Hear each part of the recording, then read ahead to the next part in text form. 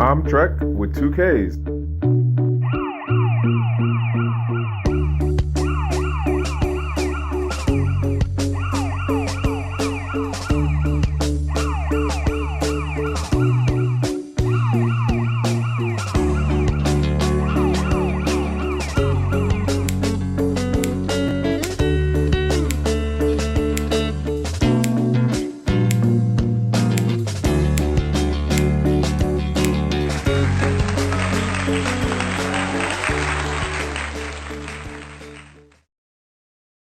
This again.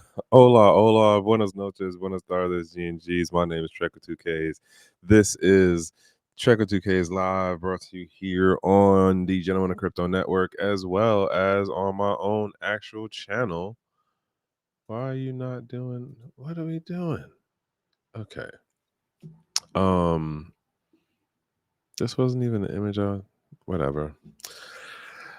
Figured out what the issue was. Apparently, whatever got reset on the settings on Restream. So YouTube's up, Twitch is up, X is up, my YouTube channel is up, and yeah, that's how it is going for the night. If you're hearing this now, if you're hearing this later, thumbs up will be helpful on this channel, Gentleman of Crypto, as well as on my channel, Trek with 2Ks. Also, if you're catching this on the Twitter side, if you want to follow me, I'd appreciate. Still trying to figure out where to go with these things. For those who are just coming to this for the first time, basic idea is I go through Twitter and I see what scratches my brain, and then I start talking about the stuff. Because at this point, I've been around here for a minute, and I kind of got that crypto status. Not saying I'm balling, none of that. Not saying I'm a CPA, I'm a legal advisor, I'm a money man, CPA, none of that. I've been around this thing for a minute, and I be seeing stuff now that just fuck. It's a couple of things tonight that got me like really on the like, what the hell, like. But then like, let's just start jumping into the damn stories, and we'll go from there, right? And so this way, y'all will get it. So first joint that I come across is, well, this wasn't the first joint actually. That's a misspoken on my part. I was definitely doing a fair amount of scrolling today before I got to some of these posts.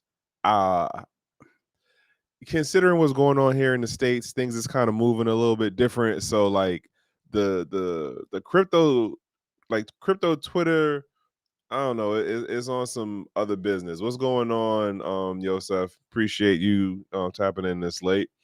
So yeah, so a little bit like X amount of scrolling, and then I got to this. So according to Reuters, the U.S. Securities Exchange has reached a preliminary settlement with Gemini Trust, the cryptocurrency platform founded by billionaire twins Taylor and Cameron Winklevoss, to fully resolve the agency's lawsuit over the Gemini Earn program.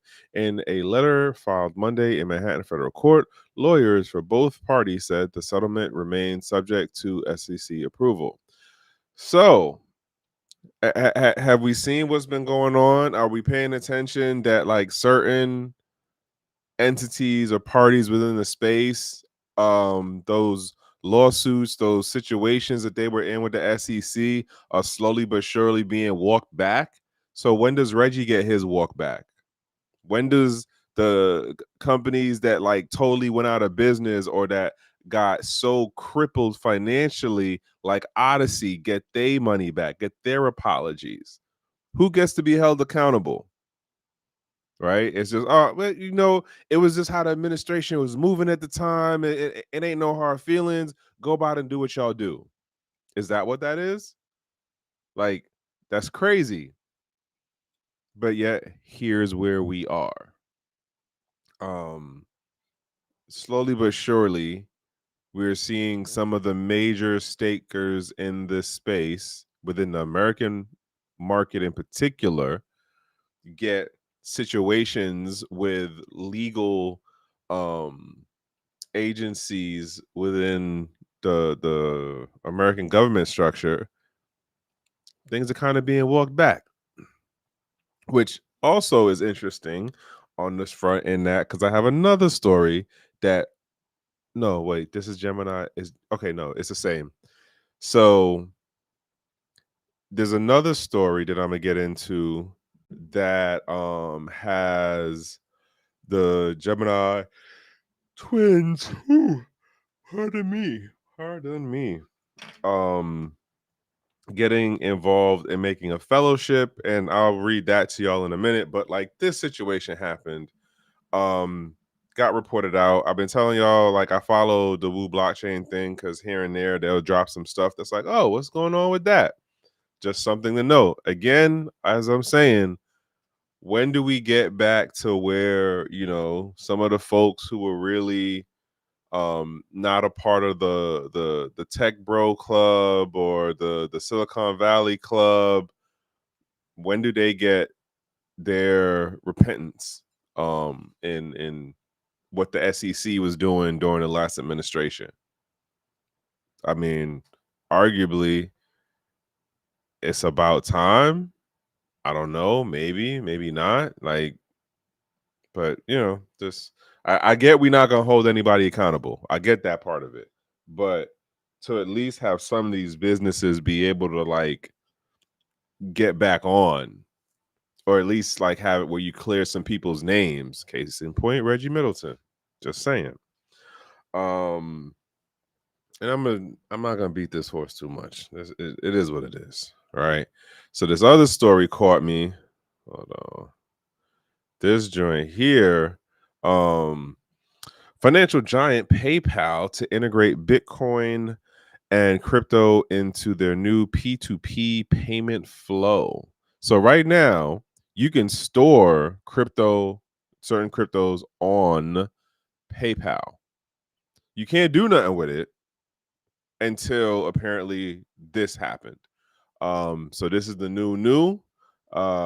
It's so ironic that I want to say it's the same CEO who's still there at PayPal now. But for those who've been in the space for a while, remember how your man was just out here talking reckless about Bitcoin. It can never be a thing. It's not gonna work. It's for criminals. It's bad elements. Blah blah blah blah blah. He was doing all of the talking points on the bullshit about how it wouldn't work, it wouldn't be a thing. And now look at where the company is. And arguably, I should have known something was going to happen in this direction when they were one of the exit options for oh god, what's Alex company that Cilium, the London joint. So if you had anything sitting on there, and because the price of Bitcoin has moved to where it's moved now compared to when the company had dropped. So if you had some dust on there, it was dust because it was like, let's say 0.0005. I'm making up the numbers. Don't even like try to figure out like, no, that's not what 0.005 equals. I'm just making up the numbers, y'all. If it was at 0.005 and it was dust back in 2020, 2021, your dust done came into like the tens number. So now it might be like $30, $50. And excuse me, as they were closing down the site and the platform, they had to have people exit out that capital, right? And so, oh, what is going on? All right, it's gonna be one of those nights. I take it. Something is going on where Restream is having a connection issue. Oh,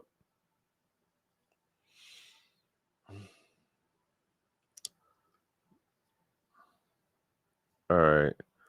It's gonna be a delay on the YouTube side, but nonetheless, I'm waiting to see if it picks up. Hold on. Let me say something in the chat.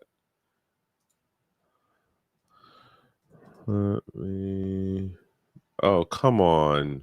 How are we having connection issues tonight? How?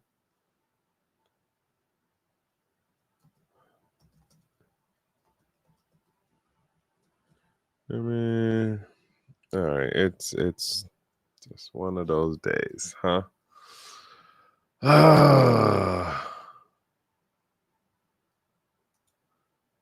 All right, so my YouTube side is messing up. I think it just went back. Okay, I think it just went back.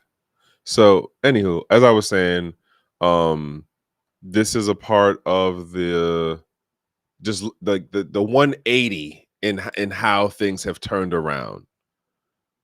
That's the part of like you've been around for so long, you've seen like you witnessed and experienced the change in this space, in this ecosystem, in this industry as it has expanded and has grown and quote matured. Um it's just the fucking irony of it, y'all. Like it's just the irony of it that just like it's kind of frustrating, but it's also like, okay, so we are moving forward. Um, Other thing to note, total left field thing. Total left field thing. Um, the story that I had covered about the Russian financial advisor guy. And I don't know if I was the first person to pick up on it. Obviously not, because it was on Twitter and other people already saw it. But as far as like crypto content folks talking about it, I don't know, but I know I for some of the other folks that I pay attention to that are more traditional financially focused, this story has been making the rounds. And let me scroll back down so y'all see what I'm talking about. Where are you? This joint right here. Kobyakov, one of Putin's advisors, was bringing up this thing about how there's the potential for them, for not them, but for the US to use stablecoins as the way to exit out of how our debt looks. And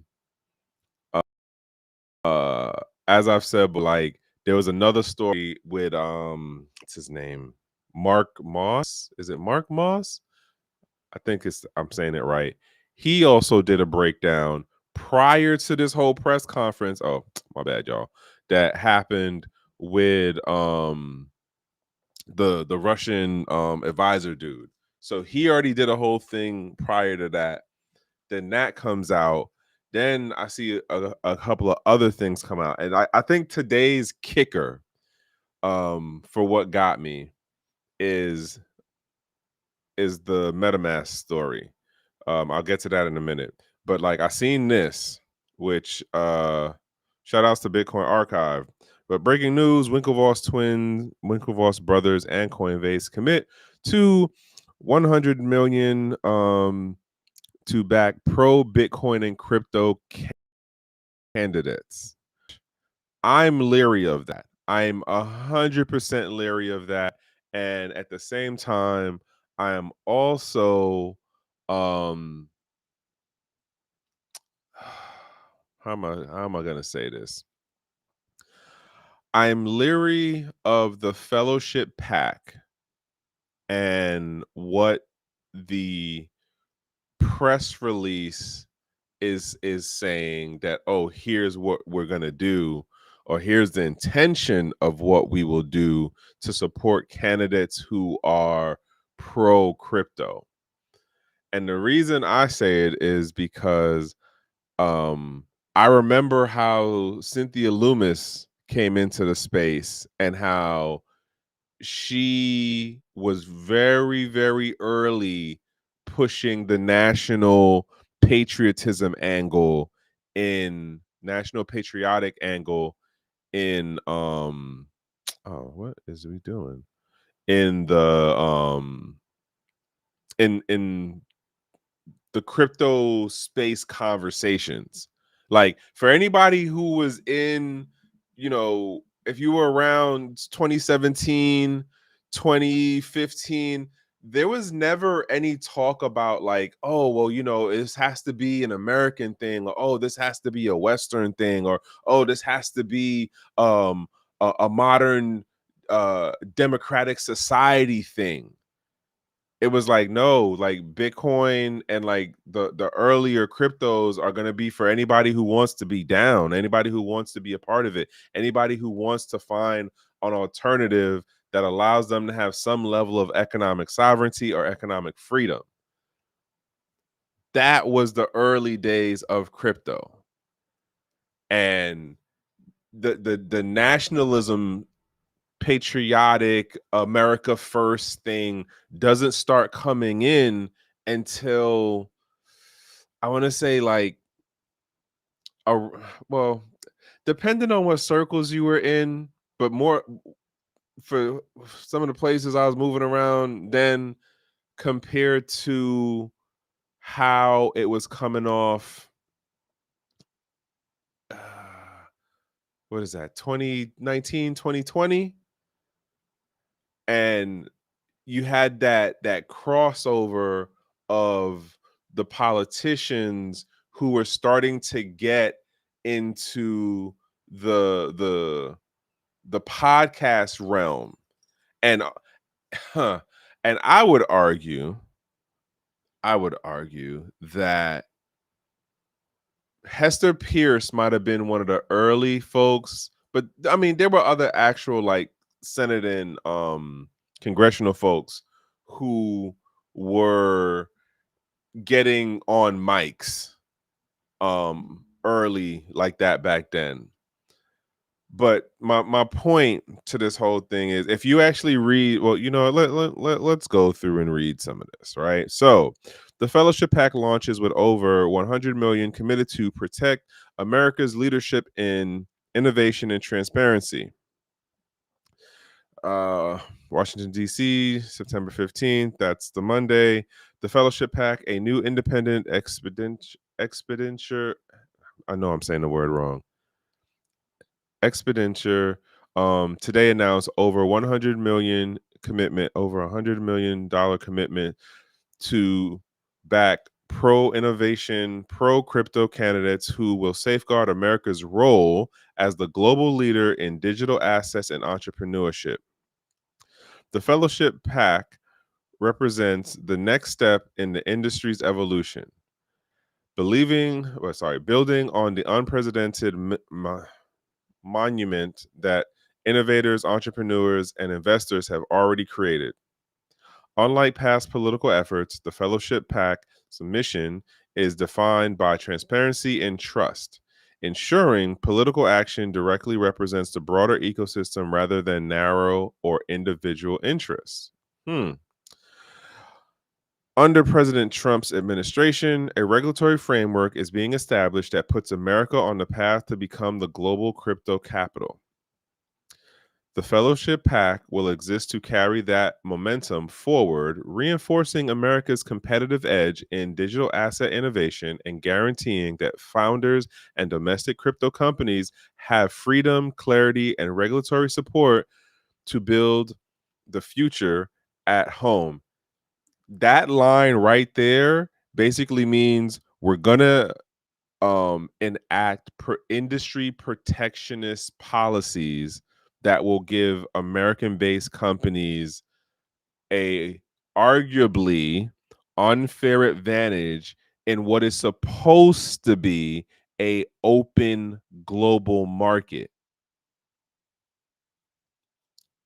That's what that line means. We're going to do everything that we can, like what we're doing now, to be like, well, we want the steel industry to make more steel, but it had to be American steel because you know that other steel stuff, it ain't too good. So we're going to jack up the tariff on everybody else and make it look like American steel is cheaper because of how the tariffs are on the foreign stuff. We're going to turn around and try to do the same dumb shit in the crypto space. We're going to look to implement more protectionist style policies that are going to exclude foreign companies and look to promote the American companies. Again, If you was in this space before 2017, it wasn't nobody talking about, oh, this is supposed to be an American only thing. Oh, this is supposed to only be a Western thing. It was, nah, this technology is open for everybody. You want to use it in your local community that's in Southeast Asia, that's in Latin America, that's in the Congo, that's in Australia. Like, yo, it's there for you. Use it. Now all of a sudden, not even all of a sudden, that's a lie. That's a misstep on my part. We at this point where we talking about we gotta be patriotic and like involve nationalism around a technology that is supposed to, on principle and ideals, it was started in order to grow the idea and concept of economic sovereignty. But yet, this is where we're going. We're not saying economic sovereignty anymore. We're talking about no. Like, America has to be the number one. And if you're paying attention to what's going on the global trade scale of business and economics and things along that line, the timing of this is hilarious because it's not going to work the way that this press release makes it sound. Oh, we're just going to drop over 100 million to like promote these candidates that are going to be pro crypto.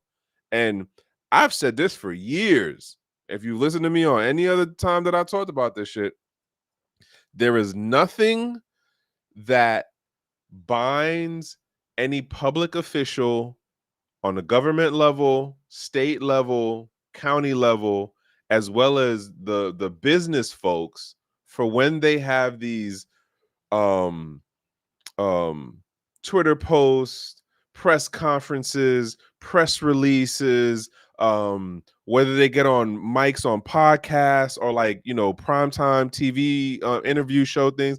There's nothing that holds them to, hey, well, you did say blah, blah, blah on your campaign trail. Oh, well, didn't you say blah, blah, blah at the press conference when you took over the company? Hey, didn't you say this and this during that podcast? All it is they said some stuff that sounded good for audio clips and for clickbait titles, and then they moved on about their business. That's it. I mean, my take is I've been in this long enough, and I'm at this age in adulthood now where like it just, you start to see the spinning door, the turning, the revolving door of how the political side plays out. And if you pay enough attention, or you at least have enough things to cross reference, you see how the business world works, and how there's waves, there's cycles, there's trendy things, there's a social engineering guided hand element to how we are moving through the developments and innovations and use cases of the technology, of political concepts, or social constructs. And it's just, yeah, like at a certain point you just go, what the hell, man? Like, what is it they said in what the hell's the movie? Neo, The Matrix. Like the whole thing of like, just the ignorance is bliss. And then when you start getting unignorant about stuff, it's just like, bruh, like, how do we go through this daily life with stuff? Or how do we deal in this environment? I don't know some days. I don't know some days. And I look at this space now and I'm just like, all right, I'm gonna just chuck this up to, this is gonna be part of the growing pains. This is gonna happen. And do I want to read the rest of this? All right, so yeah, let's go, jump into it. The PAC will focus on supporting candidates committed to transparent and predictable rules of digital assets, protecting America's global competitive advantage in technology and entrepreneurship. Again, that's going to be about implementing isolationist, protectionist policies, ensuring that the innovation economy reflects America's values of openness, fairness, and opportunity. That's just friggin' like word salad. Like you just virtue signaling like a mofo. I don't know who wrote this up, but 100% on the virtue signaling. Preventing the continued exodus of talent and entrepreneurs offshore by keeping the U.S. and the best place, keeping the U.S. the best place to innovate and providing firm regulatory clarity. I'm still gonna call BS on that because, like, you're now the competition for how things are playing out in Hong Kong, the competition for how the regulatory space is going to play out in like the EU or places arguably I'm gonna say certain parts of Africa like Kenya or like Nairobi or like South Africa. Um I would I, I probably need more direct conversations with people in that in Latin America. Um, Granted, we have what Bukele's doing in Central America, but I feel like there's too much influence that we have in terms of the economics of Latin America and like the political stability of Latin America that I don't see them being able to move like how areas like Singapore or Hong Kong or Kazakhstan are moving in terms of their like digital financial realm. But I could be totally wrong because I don't have that many people to talk with in Latin America nowadays. I could be totally wrong. But all right, let's continue reading on, folks. So, transparency and trust is our differentiator. This pact is designed to align the interests of the crypto entrepreneurs, policymakers, and the public, ensuring trust and accountability as well as continuing as sorry, as we continue building the ecosystem. This is not the end, it is only the beginning. More to come. About the Fellowship Pack is registered as an independent expenditure only committee, super PAC. It does not coordinate with candidates or parties. Its mission is to ensure that that United States remain the global leader in crypto and innovation through transparent ecosystem-wide support. How does this work? Explain to me, how does this work? If you don't talk with the candidates, you don't, it doesn't coordinate with the candidates, and then it doesn't coordinate with the two major parties that we have. So what does that mean? You're basically a propaganda machine, which is usually what super PACs do. John Wallace was arrested and blah blah blah for a DUI, but yet he won't vote to make stronger legislation on drunk driving. Like that kind of stuff, is that what's gonna end up being played out over the rest of this decade? I don't know. This is gonna be an interesting thing to watch, and I don't watch regular TV, so I'm probably gonna miss out on the regular commercial stuff. I mean, like regular TV commercials, but I imagine people are gonna bring some things up on Twitter. um but yeah, this is going to be interesting to watch. Like the level of politicalization that is going to take place in the crypto space, and this is the indicator right here. Like they're literally telling you what we're gonna do. Oh snap! All right, y'all gotta give a quick 2 minutes. I'm gonna come back because I just forgot. I just realized I didn't connect the damn plug. Hold on.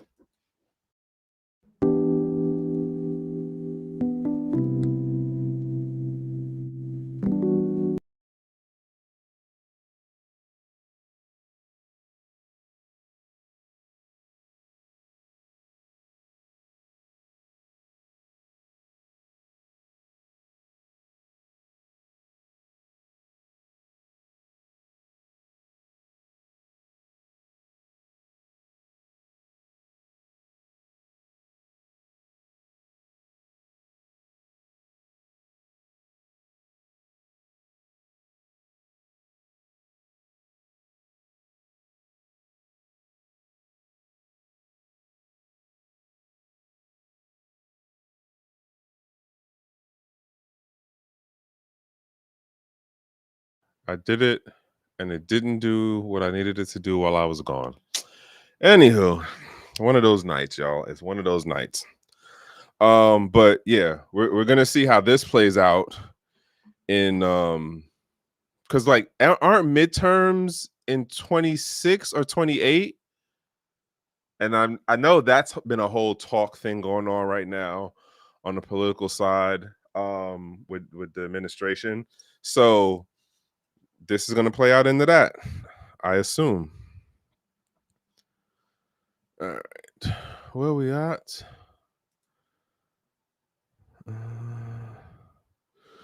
Dun dun dun.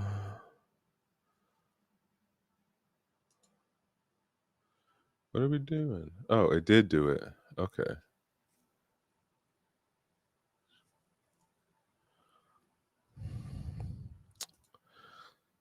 All right. I'm trying to get to this other post. What the hell? Why did we do that? What was the other one? Oh, yeah. So there's another one, and I mean, it ain't really too much to read on it. It's just a breaking thing from Bitcoin Archive. Michael Saylor apparently may join lawmakers in Washington to advise about the strategic Bitcoin reserve bill. That's a possibility. I guess we'll see how that plays out tomorrow, being the 16th. Yeah, because that was today that came out. So we'll see what that ends up meaning.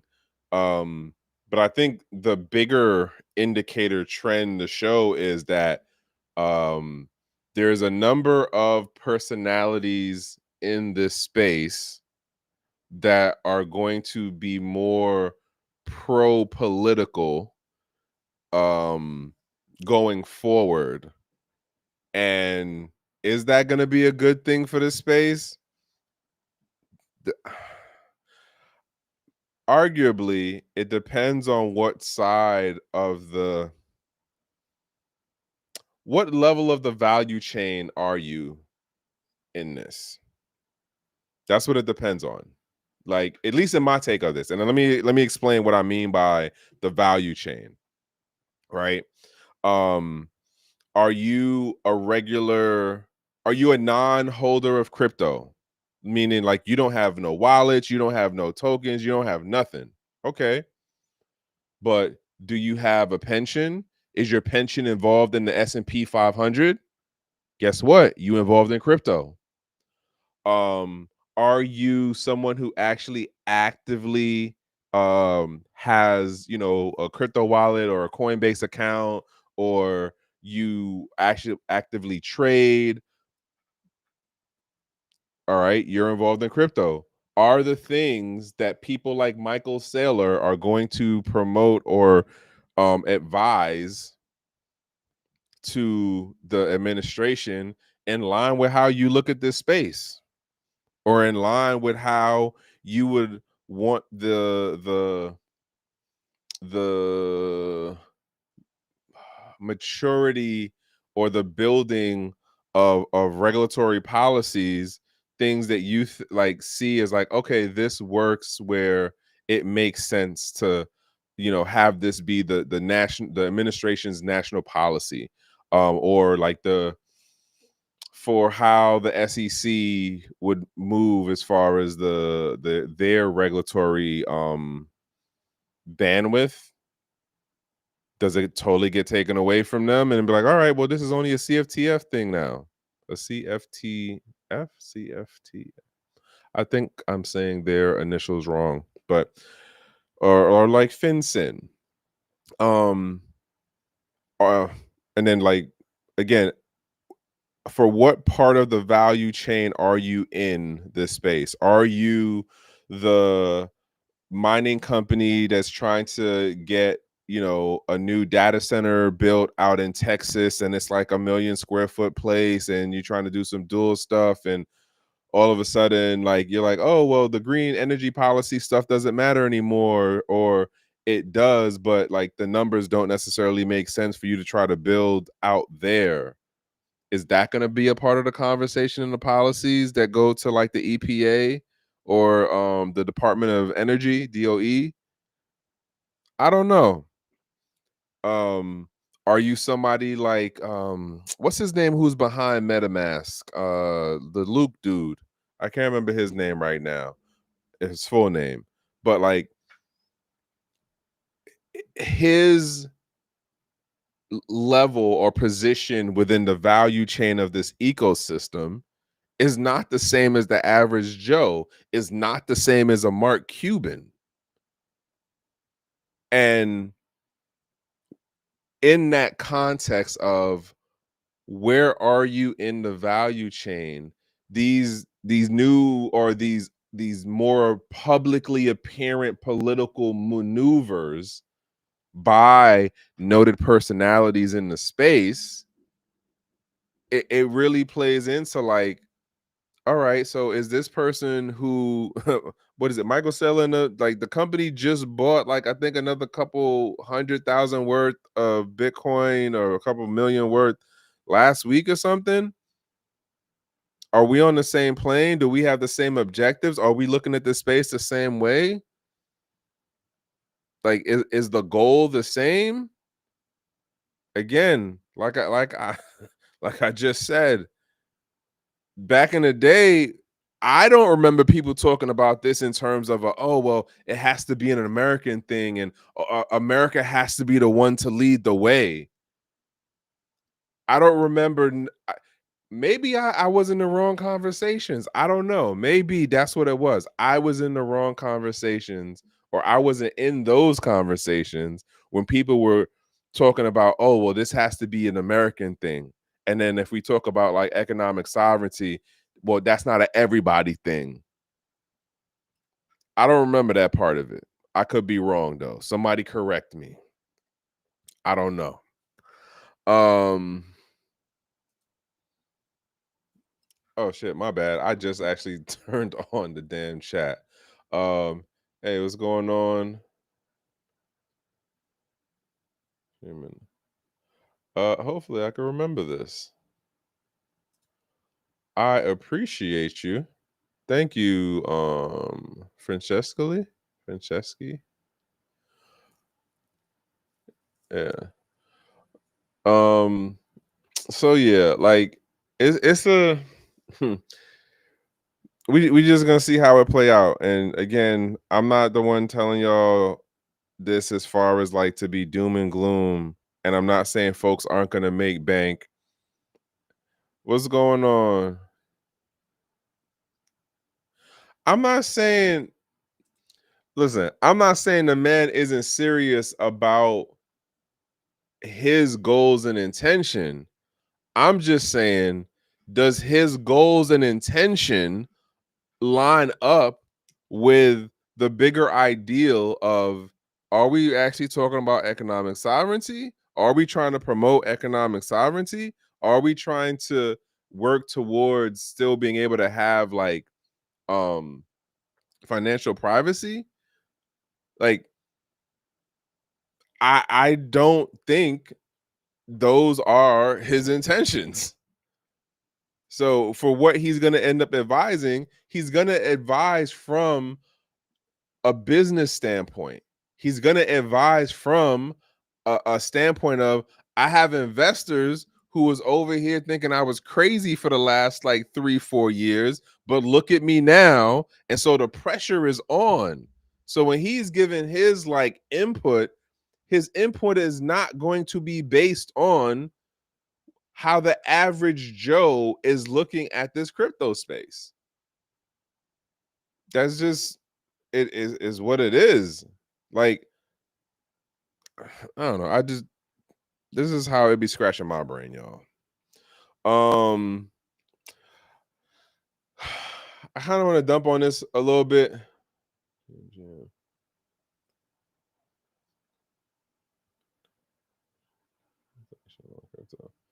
Bruh, like I'm not even talking about the paper chase part of it. I'm just saying like when I and I'm gonna still blame Cynthia Loomis because she was the first person that I heard bring up nationalism in the crypto context. She was the first one.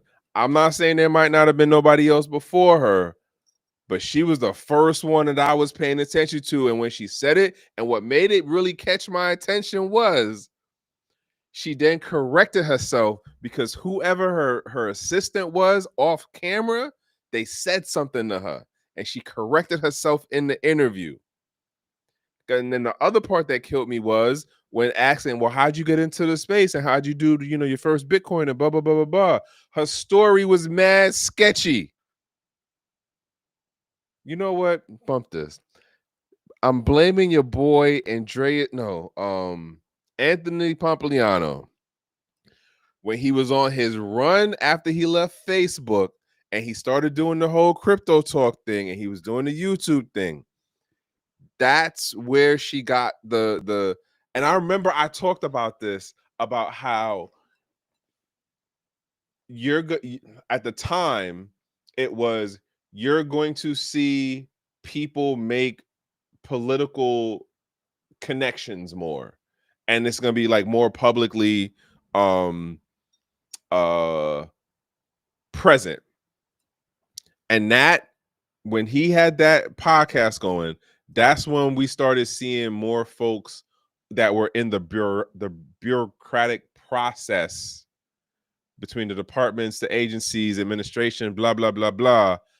You started seeing more folks pop up on podcasts and in interviews. And that's when I seen her do what she did and she said what she said. And it was like, oh, well, this is not going to be a good thing in the long run. But again, I could be totally wrong. But like I said, I'm of an age now where like I'm old enough to remember certain things about how politicians talk and see the patterns and the trends. Like, and I pay attention to way smarter people with way better memory than me. And the patterns of behavior don't seem to change for these congressional folks, let alone just people in general, than like the nature of people, right? But that's just my whatever thought process. This was the no, I wanted to do this one, but I didn't really throw it in. But I did bring this up the other day, and this is Fernando Nikolic. Every Bitcoin podcast is the same 10 people interviewing each other about the same 10 topics, and we all listen because we're addicted to confrontation bias disguised as education. Confirmation bias disguised as education. Excuse me. The real alpha left a long time ago. Left a long time ago. What's left is people explaining the obvious to each other.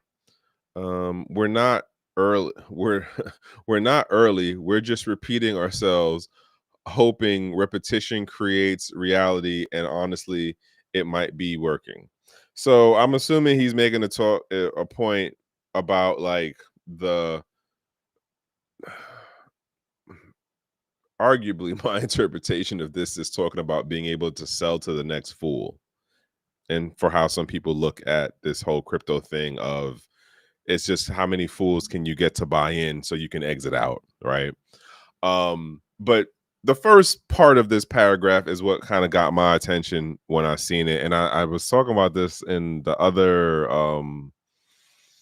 episode. I think it was last week I said this, or it might have been the week before. But like the idea of like, all right, so like here we are, Bitcoin is a teenager. What does it mean when Bitcoin is like, 21 years, 25 years? Like at that point, it's going to be like there's 3 people interviewing everywhere. But I don't, will it be worth it? And like I said this the other day, like the phrase crypto space is going to mean squat in like another 5, maximum 10 years.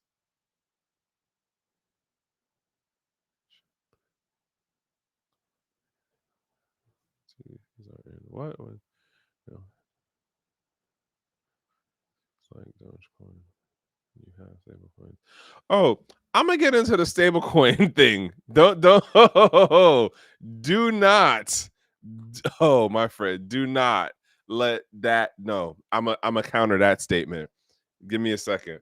But yeah, so like for how like we've talked about enough of the technology, we've talked about enough of the use cases, we've talked about enough of the abuse by bad actors, we've talked about the folks who are like the early day people who are doing like the early tokens and smart contracts and stuff like that in like the 2014-15 period. Like most folks don't even remember those those coins and tokens from back then. And now here's where we are. Adoption at the government level is happening. And arguably, did we really move the needle? Like, did we move the needle? Did we come up with a sound money or a sound medium of capital that allows for the actual implementation of economic sovereignty? I don't know. I kind of question that one these days, especially for how the space is moving. Just my thought process. Y'all can tell me I'm wrong or whatever, and we'll go from there. Now, is it the next one? A matter of fact, bet. This goes to your comment, Prospector. So who is it said? I'm gonna read the line out. So I appreciate not derailing the thing, but my brain works how it works, and I'll ramble on what I ramble on. So McGlone made a comment on when CBDCs are in, why do you need another 20 million cryptocurrencies like Dogecoin when you have stable coins? Okay, here's the kicker, my friend. Here is the kicker. Stable coins are about to follow the same path as the other crypto stuff. Like in my mind, with what what was the name of the bill that Trump just pushed through, with the thing that's allowing USDT to do a stable coin for the American market that will be connected to the Treasury Department. And then I seen this today. Like I seen this a couple minutes before, and I was like, wait a minute, why the hell does MetaMask have a stable coin now? And the other day when I did my LinkedIn blog, which I realize now, and this is I think gonna be part of what keeps me to doing these Monday lives. Yes, thank you. The Genius Act is going through the talking process and the thought process, and then I'll walk away with like my takeaways, and then I'll go write something for LinkedIn. And one of my takeaways, well, last week's joint was about the whole quantitative easing thing and how it's an inherent mechanism within the proof of stake. But one of the other lines that I had in there was in the question of, because we have banks and then we have other entities called non-banks, right? And non-banks were able to do some real interesting things during these last two administrations. Even though they were not, quote, financial institutions, they were still able to do some things within the financial world. Okay. And why I bring that up in relation to this, and it's a number of things running around in my head about this. One, the Genius Act makes the point of like, well, the stable coins will have to be backed a 1-to-1. My counter to that was, but if in 2022 we told traditional banks that they didn't have to be backed 1-to-1 anymore in their reserves, what makes people think that same the one-to-one backing will be held in the crypto space. We're not going to wait 75 years to figure out like, nah, we don't really need to have, the traditional, the crypto financial institutions. Like, it's not going to take 20, 75 years for them to be like, nah, we're going to take that number down. It could probably be 50% backing within like 3, 5, maybe 10 years. But I honestly do not see that one-to-one backing thing in terms of the policy and guidance through the administration actually lasting, because we already see what they did in traditional financial institutions, traditional banks, Wells Fargo, Bank of America, PNC, what is it, PNC? Like, these banks do not have to actually have a one-to-one backing. It's not even a 50% backing. It is down to 0. So in my mind, the writing is kind of on the wall in terms of things are being set up that, at least for how I look at it, the public is going to pay for this cash grab that's going to happen at the more higher parts of the value chain of this ecosystem. That's just my take on it. I could be way wrong, way off, but based on some of the people that I pay attention to and for how I've seen this space move over 12 years now, and how I understand politicians and industry trends and indicators, like, stablecoins are the stablecoin market or ecosystem is about to go through an explosion, and it's because of what we're doing here in the US. And it's going to go through the explosion just like the tokens did. There's going to be a whole bunch of extra ones. And the question that I asked on my LinkedIn post as the last thing was, are non-banks also going to be able to create stable coins and issue them out as financial instruments? There's a number of like smart people on my LinkedIn thing that follow me. Nobody had an answer. But it is what it is. And again, like, in my mind, Meta jumping into now doing their version of the USDC, which is M, lowercase m, USD stablecoin.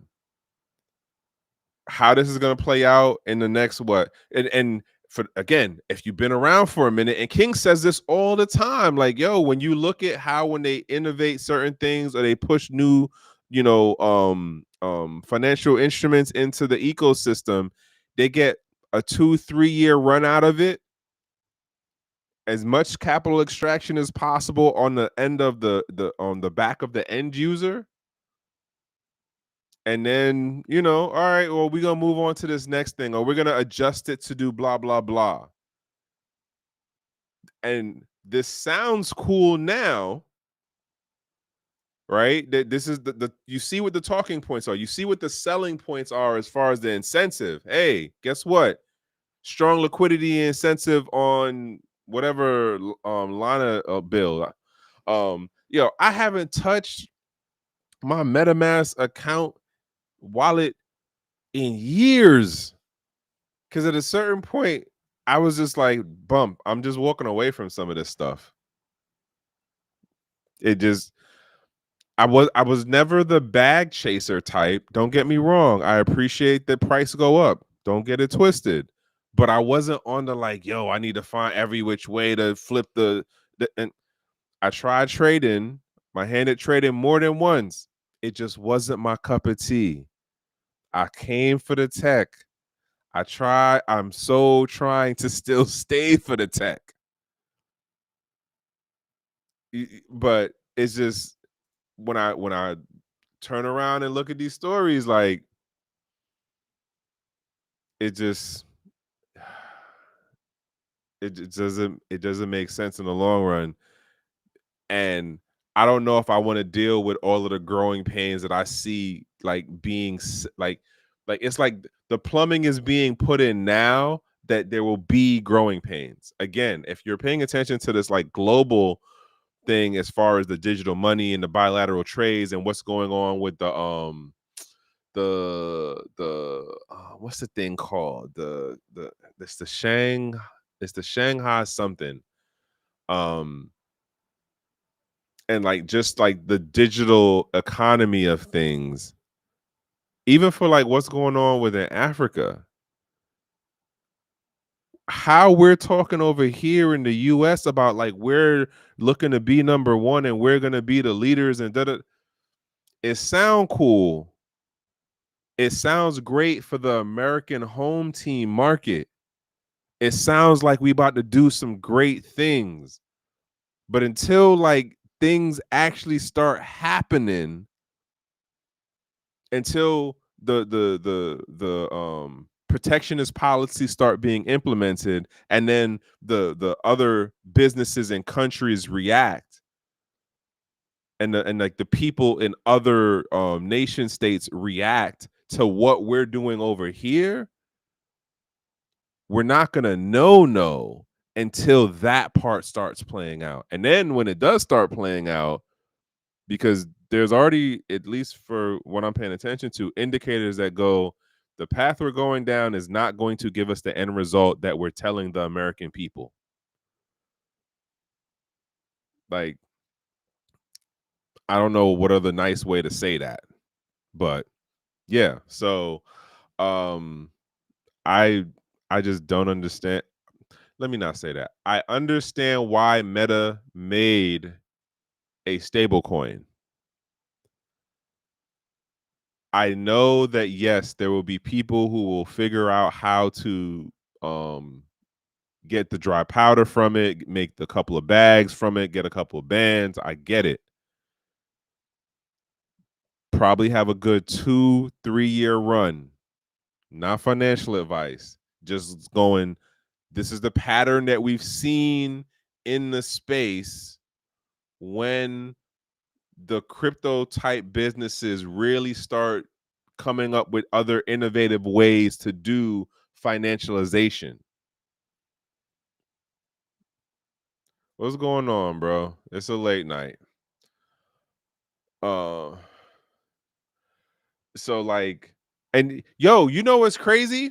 So if you look up quantitative easing, according to, like, if you just do a Google search of it, quantitative easing doesn't come into play until like 2020 something. Um, but arguably, we've been doing our version of quantitative easing in the crypto space before 2022. Just like how we was doing microtransactions. Oh, you can buy less than a penny worth of Bitcoin. And then all of a sudden, Robinhood started doing they micro stocks. Charles Schwab's calls it damn, what do they call it? I forgot what Charles Schwab called it, but Charles Schwab calls it something else. Fidelity calls their version of partial stock something else. Like, everyone has a different name of the thing, but it's the same thing we was doing in crypto for how long? I don't know, man. I just be looking at this stuff and it just, you be sitting around and just wondering, like, okay, this is what it is. This is what it is. Like, yeah, this is what it is. The space is growing, it's maturing. Um, there's a lot of gaslighting, in my opinion, solely my opinion, to the American public. And we're going to learn the hard way. That's what I got. We're gonna learn the hard way um about this stuff. And you know, it's gonna still be a part of the growing pains. It is still gonna be a part of the growing pains, man. All right, so that's all I got. I guess today's takeaway. what is today's takeaway? Today's takeaway is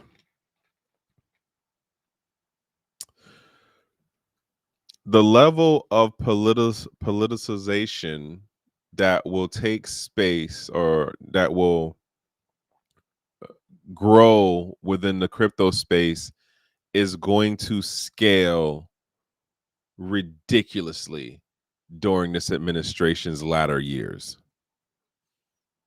We have the Fellowship PAC, which is a super PAC that is seemingly headed by the Winklevoss twins and Coinbase. Those folks are not going to look to promote or endorse people that will be speaking out about digital privacy or economic sovereignty and things like that. Even though they're talking about, the PAC is about transparency and openness.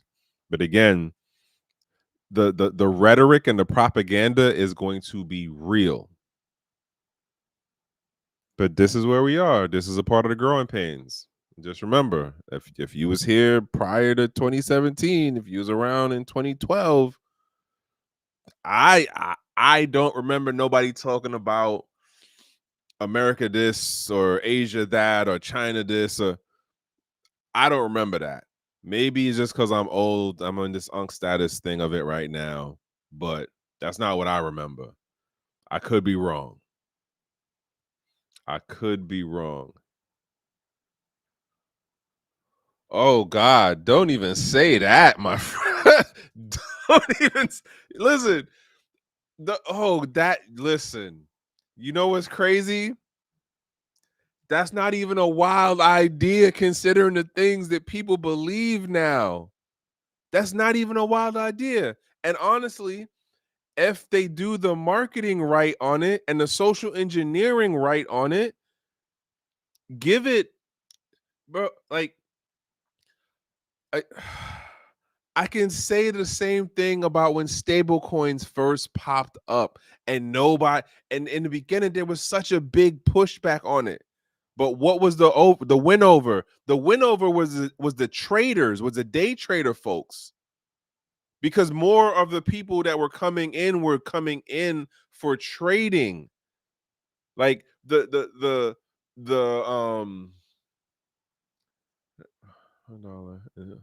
issues. Wait, say that again? Stable coins can't go above $1. I see only the issuers of the stable coins valuation. Arguably, well, okay, maybe now it has that thing to it. But back in the day, there was a number of times where what was it? The value of your stable coins versus the number of stable coins you had was not equal. You could have been up $1.02 on one USDC or one USDT. That was a thing back in the day. I remember that. I don't know about anybody else. And granted, I wasn't playing in the stablecoin space like that, but I remember when that was a thing. And then like the other part of, if you were messing around in different what's the other thing? Because I knew some people who was doing the trading in fiat. Like what I can't remember what that market is called right now, but like there was definitely a period where you could play the game with what a stablecoin's value was in one market. The arbitrage, that's what my word was. Arbitrage. They were doing the arbitrage game in different markets. You could have did it with crypto, you could have did it with the fiat, you could have did it with the stablecoin. But all right, I'm rambling on enough at this point. Y'all understand what I'm saying. This stablecoin thing, the politicalization. Was it Forex?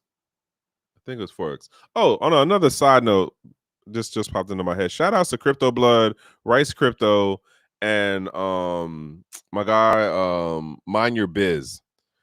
They they got this joint they're doing now called Three Wise Men, and they're both smart, like smart brothers. Like I appreciate them to death. And I just happened to see a thing of theirs today. Like, if you want to like pay attention to somebody who could talk to you about like the price and the trading and all that stuff, that's definitely crypto blood. And Mind Your Biz, he's also good on the tech side of it too, and on the political and all the like the back end connection stuff. Rice knows a number of people in the space, but I'm just not at that point of things right now, man. I'm just over here like sticking my head into crypto Twitter every here and there. I see some things that scratch my brain. Um, and then I talk about it. And the things that scratch my brain today is we're about to be overly saturated with political propaganda and gaslighting in the political arena, thanks to the Gemini brothers, twins, and Coinbase, and whoever else is a part of the Fellowship Pack, which is also a super PAC. And we're about to see some craziness happen in the stablecoin market because there's about to be a ton of BS stablecoins that are going to get pushed off on the public. And that's all I got for y'all. Other than that, I hope y'all had a good weekend. I hope you got to chill with the folks that you care about, the folks that you love. I hope that you was able to recharge your batteries. What? Okay, I gotta read that after. I hope that as far as the Monday go, you was productive, or like if you was off on Monday, you got to at least chill. Hey man, look like bird. Yo, Gaston, what's going on, bro? That's hilarious. Oh, I'm done with you. I gotta put that one on there. I'm done with you, bro. Hilarious, Birdman. I'm done. I'm done. What did I say? And 3 rules for the rest of. I'm going British Hotto. It has 3 rules for the. What does that mean? Will. Yo, LOL. Yeah, yeah. What's up to you too, bro? I hope life is doing you well. Our takeaway is everyone pays their crypto tuition, even the government. Nah. Okay. My pushback on that one, only Bitcoin, is that the government's not going to pay the tuition. They're setting it up that the public will pay the tuition. The public will pay the government's tuition in addition to their individual. Like, if you got in on crypto as the individual, and this is the thing that I was saying before, like what's going on with this fellowship, what's going on with the stablecoin thing, the Genius Act.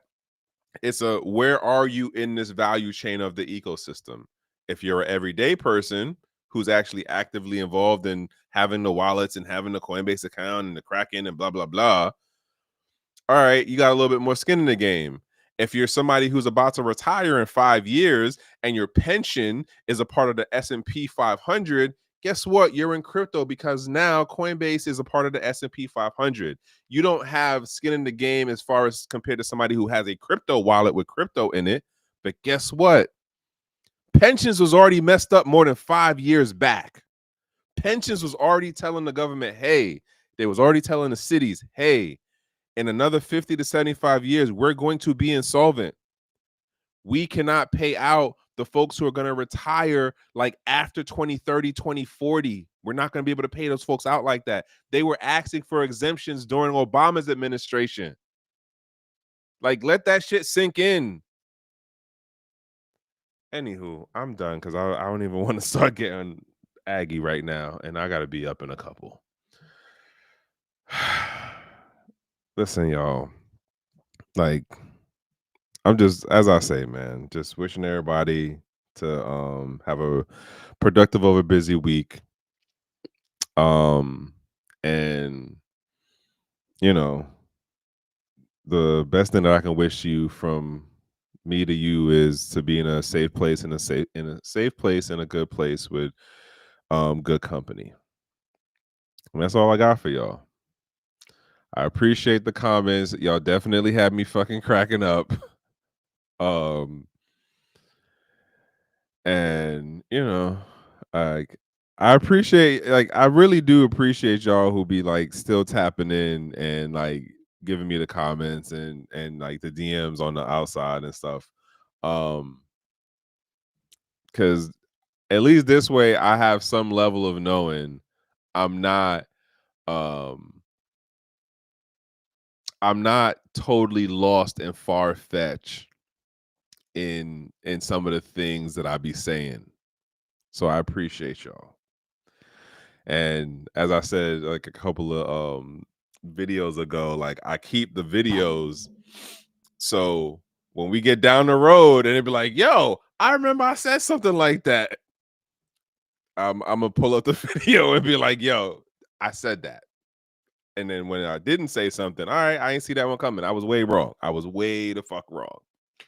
But anyhow, y'all have a good night and have a good week and catch y'all on the next one. All right, y'all. It didn't do it.